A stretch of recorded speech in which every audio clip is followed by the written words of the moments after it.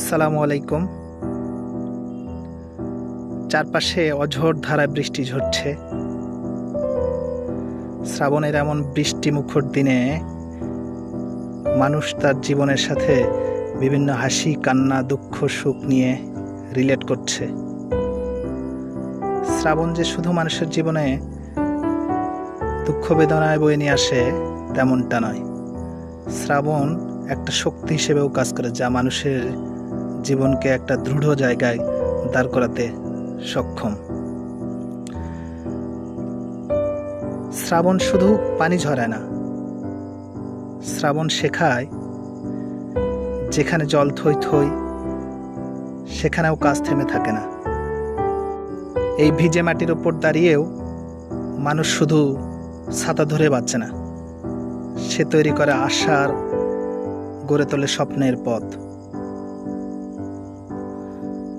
শ্রাবণের পানি মুছে দিতে পারে না মানুষের স্বপ্ন।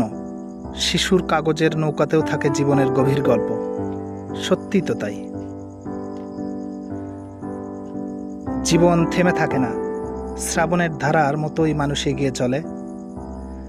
কাজের প্রতি এই টানই মানুষের আসল শক্তি। কখনো খেয়াল করেছেন, শ্রাবণ আমাদেরকে শেখায় অবিরাম স্রোতের মাঝেও দৃঢ়তা নিয়ে দাঁড়াতে, জীবনকে সাজাতে, স্বপ্নকে এগিয়ে নিতে।